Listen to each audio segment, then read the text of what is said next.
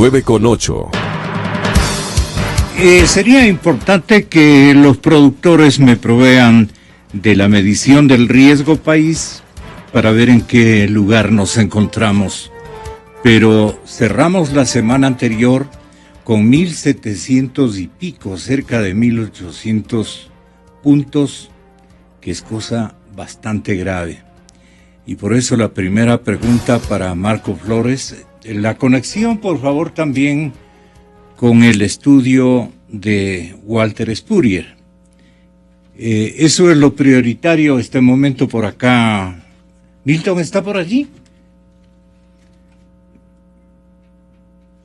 Son las 9:09 de la mañana, 9:09 de la mañana. ¿Cómo le parece a usted? Estamos un poquito perturbados porque tenemos una información de última hora. Algo está ocurriendo en el Servicio de Rentas Internas. Servicio de Rentas Internas. Bueno, me han dado un par de datos muy complicados, economista.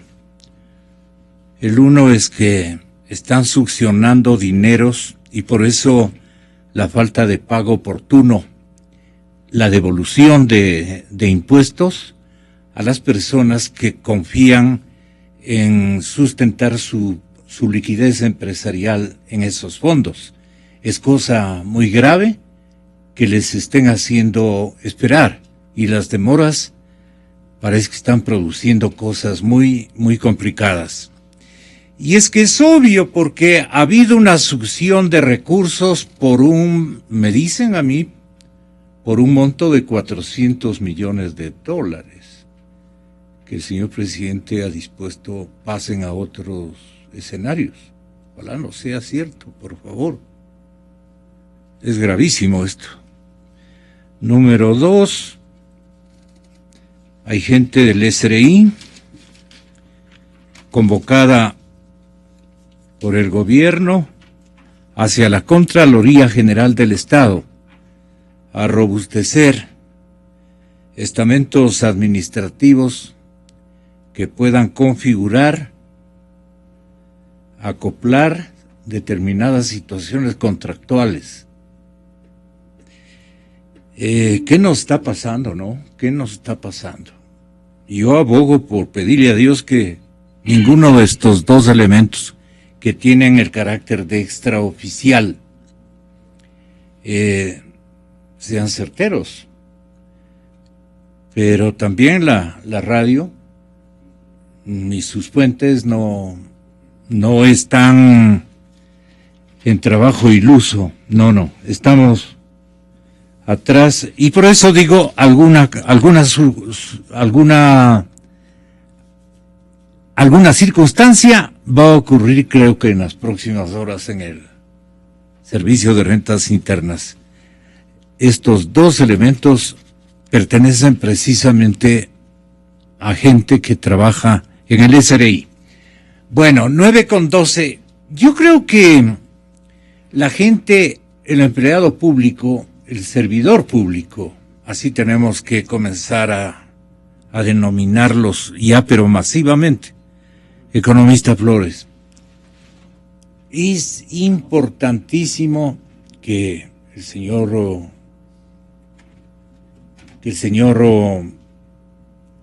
presidente de la República se dé cuenta que sus colaboradores, que no tienen necesariamente una conexión ideológica con él, que no pertenecen a su partido político, estén en este momento ya con la decisión de detener algunas cosas que antes ellos lo cumplían a rajatabla.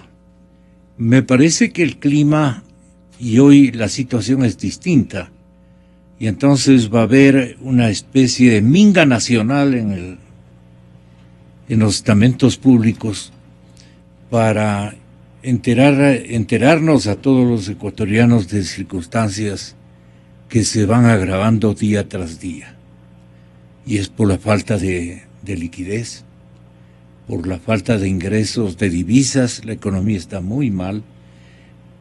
¿Qué podemos contribuir nosotros de otra manera para detener y darle a esto una cúspide de final y optar más bien por sugerir medidas más, aparte de pragmáticas, más llenas de sabiduría?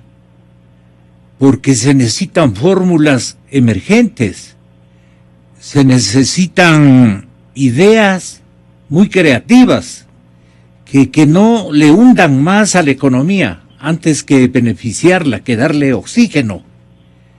Si el camino es el endeudamiento y comienzan ya a vender activos y hacer enajenaciones de activos muy importantes como un puerto, el segundo en importancia en el país, que se le da 50 años de concesión. Eso no se ve ni en las peores economías. Entonces, todo esto, señoras y señores, está ya el señor economista Walter Spurrier en la línea telefónica. Les saludamos muy cordialmente y Marco Flores comienza también con un saludo especial a don Walter, explicando el clima que están viviendo moros y cristianos, pero todos en la misma latitud de desesperación, porque la crisis no tiene cara de componerse ni algunos elementos que coincidan y acudan en beneficio de mejorar la situación económica del Ecuador, porque no hay una mano con sabiduría. No sé cómo más explicarme este vacío de buenas decisiones que está advirtiendo todo el mundo, pero la cosa se va agravando. ¿Cómo le parece a usted, economista Flores? Buenos días, Gonzalo. Un saludo a Walter en Guayaquil y gracias por la invitación a esta entrevista. El problema económico del Ecuador, como todos sabemos, es grave, pero no es solamente económico. La economía está siendo afectada por otro tipo de factores, aparte de los económicos, me refiero, como del de la iliquidez que tiene la economía ecuatoriana, como la escasez de recursos que tiene el fisco, las cosas que la gente ya conoce, derivadas de un excesivo gasto público, de las políticas públicas equivocadas. Eso ya conoce la gente, pero además hay otros factores que perjudican enormemente el desenvolvimiento económico y que le agravan de manera dramática. Siempre dijimos, y está ocurriendo ahora, que el primer efecto de este absurdo manejo económico se vería en los niveles de empleo y subempleo en el Ecuador. El problema del desempleo creciente en el Ecuador es sumamente grave. La gente virtualmente está siendo sacada a la calle porque las empresas medianas y algunas grandes también no pueden sustentar su rol de pagos. Es obvio que el desempleo está creciendo, pero en el Ecuador el problema grave también está en el subempleo. Desempleo y subempleo están en el orden del 54% de la población económicamente activa nacional en el Ecuador. Esta es una cifra verdaderamente alarmante y la cifra se va a incrementar. Frente a estas realidades, el gobierno poco o nada hace por solucionarlas. No existe un programa económico que permita salir de la crisis. Las cifras económicas demuestran que realmente no ha habido una reducción en los niveles necesarios del gasto público. Las cifras demuestran que los sueldos y salarios, la masa salarial, sigue sumamente elevada en el Ecuador, a pesar de los anuncios que se han hecho. Y paralelamente se dan acciones como en el caso del ISFA, que es una cereza más en el pastel que viene a complicar las cosas, a generar mayor ansiedad, mayor intranquilidad. Los índices... Más que todo incertidumbre, ¿no? Incertidumbre. Los índices que el Ecuador tiene de los principales indicadores internacionales son absolutamente lamentables. Este no es un asunto solamente económico. Fíjese usted, por ejemplo, sobre el tema ISFA. La vigencia del Estado de Derecho en el Ecuador es una muestra de lo que ocurre en el ISFA, de cuál es la vigencia del Estado de Derecho en el Ecuador. ¿Y sabe cuál es el índice del Estado de Derecho en el Ecuador? Que está siendo publicado a nivel internacional. Mire, para el año 2016, Gonzalo, entre 99 países, el Ecuador ocupa el puesto 77. Qué alto. En el índice del Estado de Derecho, es decir, estamos en la ruina. Y el índice del Estado de Derecho es respecto a las libertades públicas, independencia de poderes, a los contratos, administración de justicia proba y eficiente. 77 es el puesto del Ecuador entre 99. En el índice de hacer negocios del Banco Mundial. Estas son las realidades del Ecuador que no quiere ver el gobierno. Estamos ocupando entre 189 posiciones la número 117. Hemos descendido 2 respecto al año 2014. Estamos en el número 117 de 189. Absolutamente penoso. Pero no solamente esto. El índice de innovación tecnológica, que es en definitiva la innovación tecnológica, es la que incorpora la tecnología, la innovación, las nuevas rutas de progreso. ¿Saben dónde nos encontramos? Estamos en la posición 119 entre 141. Y déjeme decirle que el índice más difundido, que es el índice de competitividad global, estamos en el puesto 76 entre 142. Con estos índices no vamos a ningún lado. Con un riesgo país de 1.700 puntos, que está diciendo a las claras la desconfianza que hay en la economía ecuatoriana, sobre todo en la solvencia financiera de la economía ecuatoriana, en su capacidad de pago. No podemos acceder a los mercados internacionales y estamos obligados a caer en manos de los chinos, a pagar tasas altísimas frente a la realidad internacional. Como usted acaba de decir, eso están arreglando ahorita en Contraloría, ¿verdad, señor Contralor? Prácticamente, como usted acaba de decir, a empeñar los muebles. Ya empeñamos el oro a Goldman Sachs. Ya se entregó el principal campo petrolero a la empresa Schlumberger. Ahora se habla también del campo Sacha. Se habla de un puerto. Es decir, empeñar los muebles. Frente a esto, el país exige una modificación, un cambio de rumbo inmediato en las políticas públicas. ¿Cuáles deberían ser los principales componentes emergentes, urgentes, en la construcción de este proyecto económico? Le preguntamos al señor economista don Walter Spurrier. Muchas gracias, licenciado. Saludos a Marcos también. Ya hemos coincidido un par de veces en los últimos días en este prestigioso medio. Felicitaciones y saludos también a todos nuestros oyentes. Bueno, el primer punto, y lo dijo ya Marcos, el punto central es que el gobierno no nos ha dado su visión de cuál es la estrategia para salir de la situación en que nos encontramos. Y es un punto importante para partir, porque lo que puede opinar Marcos al respecto, lo que puedo opinar yo al respecto, probablemente el gobierno va a decir, no, esas son medidas ortodoxas, hay que hacer otra cosa. Bueno, yo respeto esa posición, pero sería bueno que nos digan cuál es la otra salida. Ahora, luego si no hay esta propuesta de salida del gobierno y tenemos que salir otros a esbozar algo, hay que reconocer que es una situación muy complicada y hay que ver si se logran los objetivos que se buscan con esas medidas. O sea, ¿a qué me refiero? En este momento, si tenemos un hueco tan grande por el lado fiscal y por el lado de balanza de pagos, hay que tomar medidas muy fuertes. ¿En qué sentido el hueco es doble? En primer lugar, porque se han caído las exportaciones petroleras y por lo tanto las divisas del petróleo que entran al presupuesto y que entran al país. Además, porque como sucede cuando se deteriora la economía de un país, los acreedores están renuentes a prestar. Eso, detrás de eso está el alza en el viejo país y que los desembolsos chinos no vienen como se decía que venían. Entonces eso incide un hueco por partida doble. Entonces, lo lógico sería que el gobierno reduzca drásticamente el gasto público, drásticamente incluso el gasto corriente, y por otra parte ocasione o busque estimular la inversión privada en el tipo de actividades en que se genera empleo.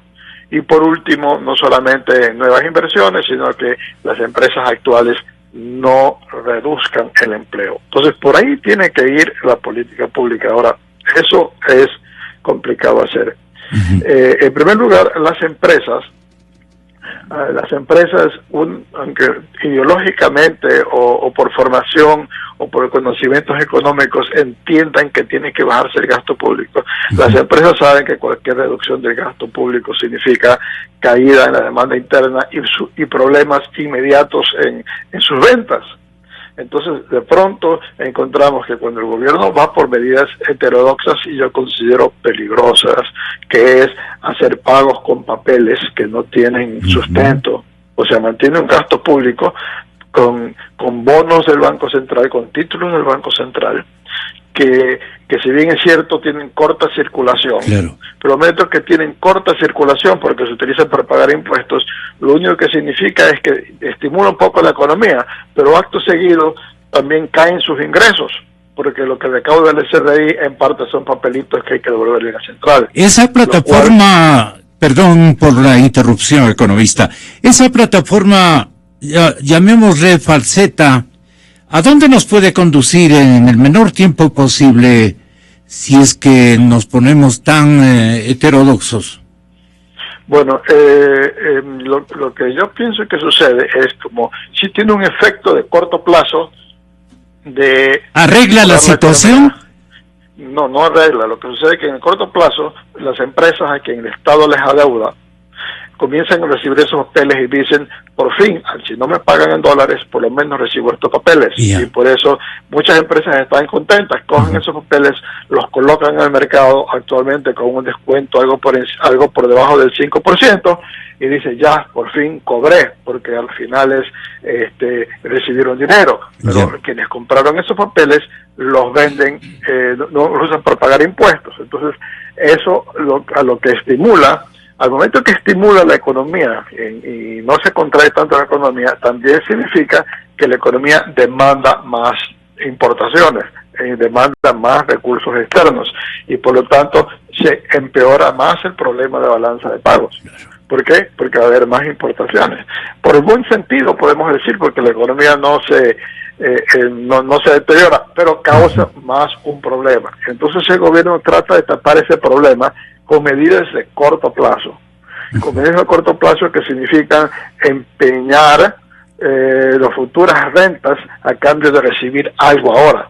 O sea, el próximo gobierno va a encontrarse que lo que van a hacer sus rentas petroleras o de otra índole ya no las tiene porque ya están comprometidas para pagar compromisos de corto plazo del actual gobierno. Entonces, en ese sentido, no tomar un ajuste deteriora la situación y a futuro el ajuste tendrá que ser más grande o puede en un momento dado ya no ser de una fácil solución, como es el caso de Grecia, ¿no? Que no estamos en esa situación hoy, pero a este paso pudiésemos llegar a una situación como la de Grecia. Hacemos seguimiento, economista Flores. Sí, bueno, eso es lo que es, ¿no? Realmente lo que está haciendo el gobierno, para usar una figura, es escondiendo la basura debajo de la alfombra, ¿no? Porque el entregar títulos desmaterializados del Banco Central para que el Ministerio de Finanzas pague... ¿Por qué se llaman así? Porque no es un papel... Desmaterializados. Porque no es un papel físico, es en definitiva una relación, un asiento contable, un registro contable. Entonces esos títulos se negocian y establecieron una regulación que les permite a los receptores, en este caso a los contratistas, pagar sus impuestos, pagar algunas cosas que les permite el fisco en el Ministerio de Economía y Finanzas. Entonces, son registros contables, no son papeles. Y una opción para revender, pero perdiendo un montón de... Bueno, se puede negociar en la bolsa de valores, habrá que ver cuál es el descuento dependiendo de las condiciones. Pero el problema no radica ahí. Yeah. El problema radica en que este gobierno, y esto es lo que debe saber la gente, porque cuando usted oye a los funcionarios públicos, yo creo que ellos tienen el derecho de tener su pensamiento y de tener su criterio. Bien, todos respetamos ese criterio, no lo compartimos, pero no tienen el derecho de hablar ex cátedra, como que lo que ellos dicen es la realidad de las cosas. Y cuando usted les oye hablar... Es que el problema es que académicamente no hay crisis. Académicamente cero. No es que se quedan de año, han perdido el año. Mire, Gonzalo, una de las cosas que ha hecho este gobierno es eliminar a través de la nueva ley esta monetaria, del Código Monetario y Financiero, todos los controles que existían al gasto público. Se eliminó las disposiciones que existían en la ley de responsabilidad fiscal, en la ley de régimen monetario, en la ley de régimen monetario y Banco del Estado. Habían controles al gasto público. Y esas leyes prohibían, entre otras cosas, ¿no?, financiar el presupuesto del Estado con dinero del Banco Central, con dinero de la Reserva. Pero no solamente eso, sino que además esas leyes ponían restricciones al déficit, ponían niveles a los cuales podía llegar el déficit. Todo eso han eliminado. Entonces ahora resulta que el dinero de la Reserva Monetaria se entrega a la banca pública, sea en base a inversiones o comprándoles bonos, y no solamente a la banca pública, sino que se le entrega también al Ministerio de Economía, como ocurrió en diciembre último. Esto es sumamente grave en dolarización. Uno puede, en dolarización, establecer cuáles son los controles y restricciones sobre la reserva. Unos pueden decir la relación debe ser uno de activo, uno de pasivo, que es al menos lo lógico. Algunos pueden decir, bueno, uno de pasivo y 1.2 de activo. Mucho más seguridad. Esos son indicadores hacia el exterior, hacia el riesgo país. Aquí lo que se ha hecho es bajar esa relación. Y ahora resulta que los depósitos en el Banco Central, y que forman parte de la reserva, que no es plata del Banco Central, es plata de los depositantes, las instituciones públicas, los municipios, consejos provinciales, y de las instituciones financieras privadas, de ellos es la plata. Esa relación, sumadas las dos cosas, no está cubierta por el Banco Central. Y encima de eso, emiten títulos desmaterializados. Entonces, el mismo gobierno, está dando pésimas señales para buscar arreglar la economía. Y en dolarización esto es mucho más grave. Porque como no existe un Banco Central de última instancia, ¿no?, lo único que existe es la reserva que es generada por esas instituciones, básicamente. El oro no cuenta porque el oro está en Goldman Sachs. Así que no lo podemos contar. Y las posiciones en el Fondo Monetario y en el Sucre con los venezolanos tampoco cuentan. Entonces, lo poco que hay se ha disminuido. Estos son indicadores lamentables para una economía dolarizada. Y el gobierno insiste en eso. El impuesto a la salida de divisas del 5% es un verdadero atentado al crecimiento económico y un gravísimo perjuicio al sector no solo importador, sino también exportador. Porque la economía ecuatoriana es una economía bastante abierta al exterior y requiere de muchos insumos que vienen del exterior. Entonces, todo esto está afectando. El Ecuador no tiene un programa económico. No hemos escuchado al gobierno señalar cuál va a ser el programa económico, cuáles van a ser las metas en cuanto al déficit, cuáles van a ser las metas en cuanto al gasto público, cuáles van a ser metas reales en cuanto al crecimiento económico. Y se nos dicen cosas simplemente basados en que hay un buen sector de la población ecuatoriana que lamentablemente no está educado en temas económicos. Entonces no sabe qué le estarán diciendo. Ignora lo que le están diciendo. Claro. Pero sí hay otras personas en el Ecuador que aprecian y se dan cuenta de lo que está ocurriendo. Y lo que está ocurriendo en el sector empresarial y lo que está ocurriendo, como decía hace un momento, en el sector del empleo particularmente y del crecimiento económico. Desde el año 2009, el Producto Interno Bruto viene desacelerándose, viene cayendo. Y hemos visto que en el último año tenemos tasas negativas. Esto debería decirnos algo. La situación actual del país es angustiosa y va a ser todavía más grave. Frente a eso se reclama un programa económico. No se trata de que los economistas de la larga noche neoliberal están proponiendo cosas. Se trata de que el gobierno proponga un plan económico para que todos podamos colaborar, ayudar con ideas y con estrategias y el Ecuador pueda salir adelante. Pero no se ve nada de eso. Lo único que se ve es que cada día hay un hueco más grande que se trata ahora de solucionar exclusivamente mediante deuda externa. Y deuda interna también, pero sobre todo externa. Y como usted acaba de decir, empeñando los muebles de la casa, ¿no? Está grave la situación. Y el economista Spurrier, lo que aparece en la página económica, en la sección económica del diario Expreso, que es una sección muy respetable desde sus hacedores y desde los temas que aborda con notable acierto coyunturalmente y permanentemente. Perdonen por esta lisonja al diario El Expreso, pero hay trabajos que hay que felicitar de parte de los compañeros. Bueno, ellos dicen que la dependencia del crudo llegó ya a un 70%. Expertos, esto será revisando la historia, porque ¿cómo va a llegar a un 70% si no hay mercado para el hidrocarburo? Expertos insisten en que se deben sincerar las cifras económicas del país. Número 1. Allí, ¿qué tiene que aparecer? Sería la pregunta para el técnico. Según economistas, el FMI debe ser la carta bajo la manga para salvar la situación. ¿Tiene ámbito cuantitativo el Fondo Monetario Internacional, seguramente a través del Banco Mundial, no sé, para poder prestarnos una cantidad importante que nos comience a solucionar el problema de iliquidez crónica y especialmente el peligro que subsiste respecto a la dolarización por el lado de el incremento de más necesidades de dólares y menos ingresos de dólares en simultáneo? Entonces, aquí en esta nota del Expreso se menciona que en el ranking que mide el índice de complejidad económica, Ecuador está en el puesto 104 de 124 países que han sido medidos. Que en un año el precio del petróleo bajó un 51% y al país no entraron por su exportación lo que se debía ingresar, algo así como 6.600 millones de dólares.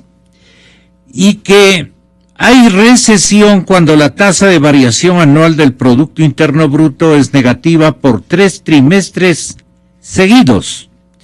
Entonces, este es el parte que tiene, que quien quiera en el sector externo e interno puede exhibir y contemplar. Quería también mencionarle que el diario Expreso ha entrevistado al señor economista Santiago Bucarán, director del Instituto de Economía de la Universidad San Francisco de Quito. Junto a él a 3 expertos más que analizan la economía dependiente del petróleo y el giro de timón que hay que hacer. Por lo menos Bucarán explica que la economía del país dependía solo un 30% del ingreso fiscal hace unos años atrás. Muchos expertos como Francisco Alemán, profesor de SPAE, efectivamente invitan a ver al Ecuador a largo plazo y en la historia, porque para planificar mejores días hay que ver en qué no se ha cambiado. Al ver la foto del Ecuador en 1990, se ve un país que exportaba petróleo, banano, camarón, cacao, café. En la actualidad, se sigue vendiendo de forma significativa los mismos productos. ¿Por qué? Alemán indica, lo que desarrolla una sociedad es el conocimiento, pero no el directo, dice, sino el tácito que crea nuevos productos. Bueno, esta es otra circunstancia. El tema es que los remedios no aparecen, precisamente porque el gobierno está tras algún manantial donde las divisas le vengan mucho más fácil. No sé qué opinión tenga usted, economista Spurrier. Bueno, hay varios puntos que ha mencionado el licenciado. El uno es que la economía no se ha diversificado en esto del 90 acá, por utilizar el 90 parámetro, y en efecto es así.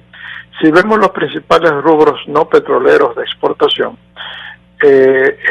han caído como 4% en lo que va del año en relación al año anterior, pero los distintos a esos principales rubros de exportación han caído como 10%, o sea, no hay un crecimiento de nuevos rubros de exportación, no se ha diversificado la economía.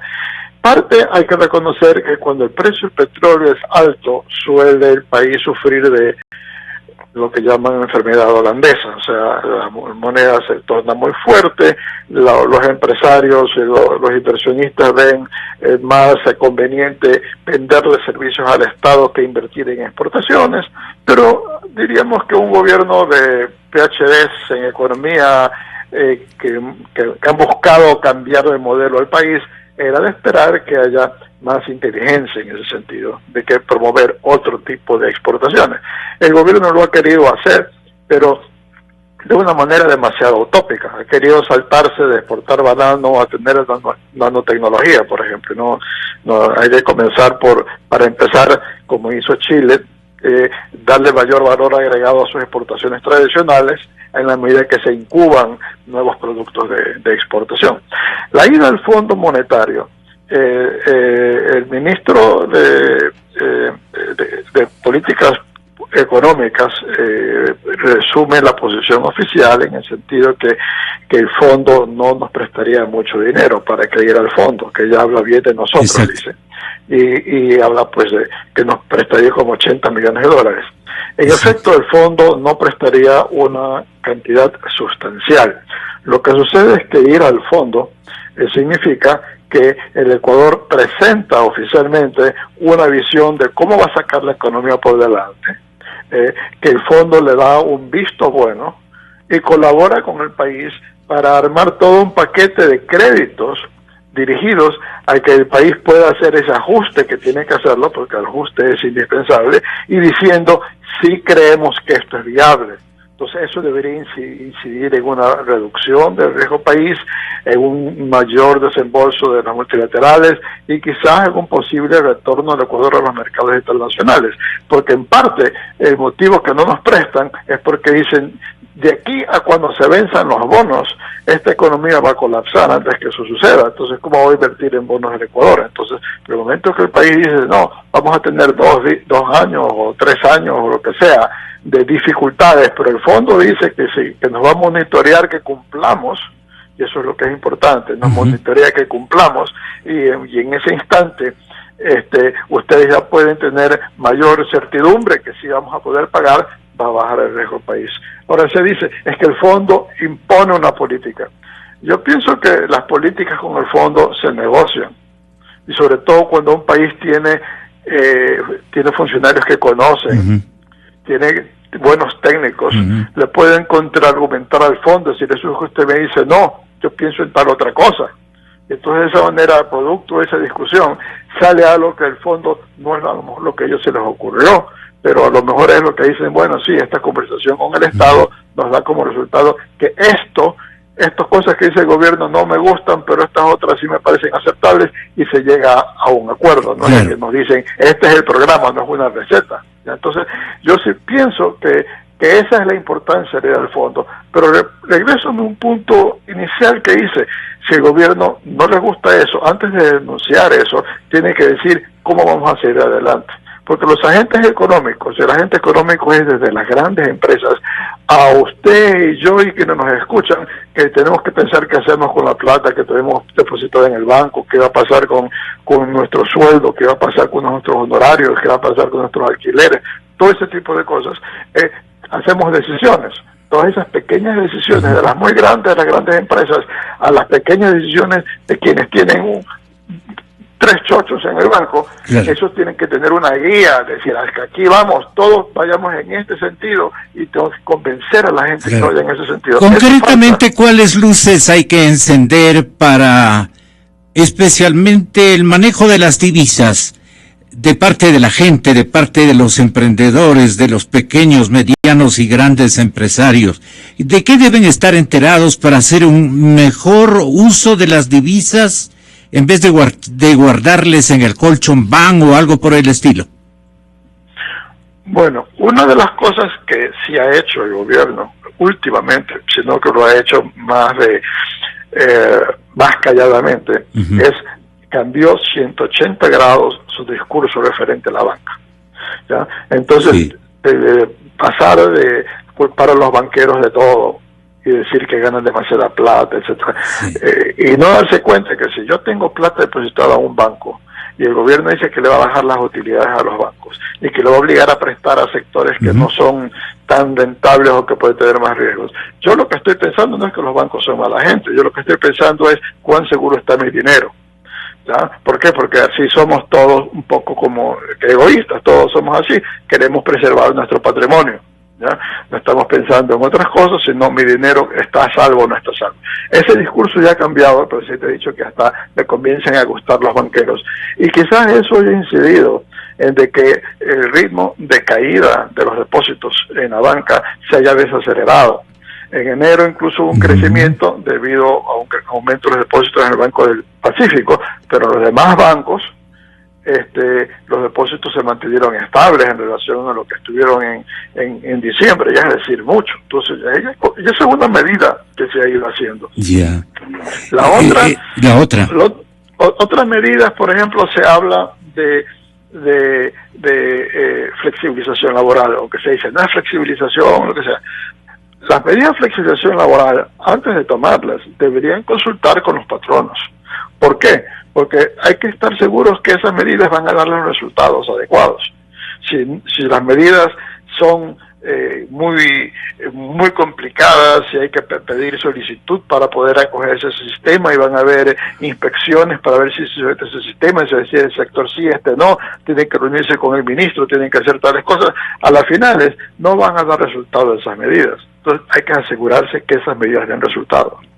Luego, y parte de lo que tenemos con la inversión privada también es que se han tomado muchas medidas a lo mejor bien intencionadas, pero que han tenido resultados inadecuados. Por ejemplo, se acaba de cambiar el reglamento para el etiquetado. El gobierno sacó un reglamento para el etiquetado. El principio era bueno, que el consumidor sepa lo que le están dando y que el consumidor aprenda que cuando hay muchas luces rojas en el semáforo es mejor consumir menos ese producto, y así sucesivamente. Sí, es una muy buena política, pero al final lo hicieron de tal manera en que hasta las etiquetas tenían que venir del exterior, y eso afectó también en algo el empleo y la balanza de pagos en pequeñas cantidades, pero lo afectó porque ya no había cómo imprimir las etiquetas en el país, por ejemplo. Entonces, estímulos acaban de dar marcha atrás, pero ese es un pequeño caso de los cuales podríamos poner 50 cosas similares. Estímulos pragmáticos para detener el desempleo.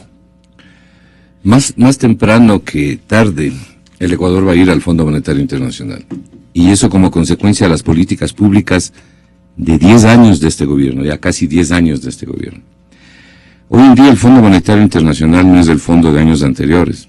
Así dice. De hecho, ha cambiado también en parte sus políticas. El Ecuador puede obtener... ¿Qué podría obligarnos como más complicado? En este momento lo que obliga a la racionalidad. Lo que estamos diciendo es los economistas somos entrevistados. Yo no veo mayores diferencias.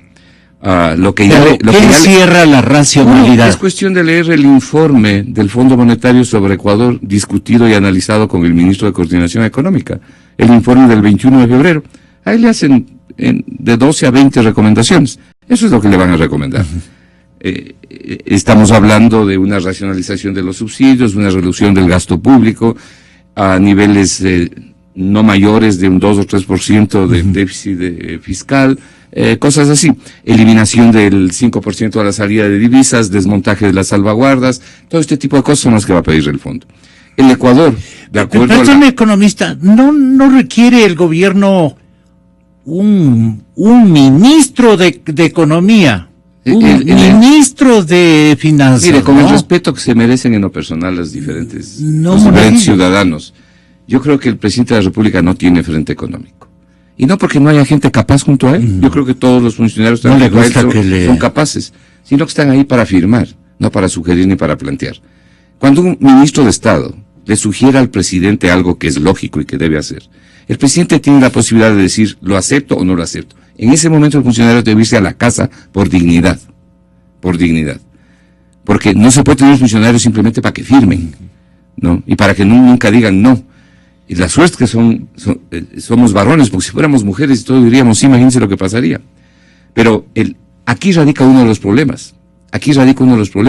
El Ecuador puede acudir al Fondo Monetario y hacer un programa con el fondo, porque requiere de un programa urgente el Ecuador. Puede obtener más o menos 6 veces la cuota en el Fondo Monetario Internacional del Ecuador, la cuota del Ecuador, estos son unos 3.000 millones de dólares, y puede acceder a una facilidad ampliada, como llama el Fondo Monetario Internacional. Ahora tiene varias líneas de crédito el Fondo Monetario. Han aumentado las líneas de crédito. Una de esas es la famosa facilidad ampliada, que existía desde antes, pero también puede acudir al Ecuador. Pero para eso se requiere un programa, el programa que requiere el gobierno. El propio gobierno requiere el programa y requiere el país. ¿Cómo es posible, por ejemplo? ¿Los componentes de ese programa le gustaron a usted, el que nos sugirió y le sugiere al país? No, pues es que no. Walter. Lo que ha dicho Walter es lo correcto, pues, y lo viene diciendo él y lo vienen diciendo otros economistas desde hace un buen tiempo atrás, pero no hay respuesta. Vea, le voy a señalar un ejemplo muy claro de cómo marchan las cosas y qué es lo que dice el gobierno y la confusión que se genera. ¿Qué tal si lo hacemos el día de mañana? Si usted... Con mucho gusto, solamente déjeme mencionar esto, porque tengo aquí, mire. Ya. Este es un documento del gobierno de Chile. Este es un documento que pertenece al Comité de Inversiones Extranjeras de Chile. El ministro de Coordinación Económica, en el debate con el economista Dajic y el presidente de la República, dijo que la inversión extranjera en Chile había producido una serie de efectos negativos porque había salido más de lo que había entrado. Normalmente eso tiene que suceder. Pero esto es lo que dice el gobierno chileno, que contradice exactamente lo que está diciendo el ministro ecuatoriano. Dice que el 18% del crecimiento del PIB se debe o es gracias a la inversión extranjera directa, y que esto tiene sobre el 24% de incidencia en la generación de empleo, en el incremento de las actividades, incorporación además de tecnología. ¿Por qué estoy señalando esto yo simplemente como un ejemplo? Porque con una declaración así, de tan alto o funcionario ecuatoriano, no viene pues la inversión extranjera al Ecuador. No podría venir, pues, si estamos diciendo nosotros mismos eso. Estas son las cosas que hay que cambiar, pues. Estas son las cosas que nosotros debemos mejorar. Esto es lo que estamos exigiendo los economistas, que estamos hablando de economía, de que el gobierno tiene que hacerlo, porque este no es un país que le pertenece al gobierno. Este es un país que le pertenece a todo el Ecuador, a todo el pueblo ecuatoriano.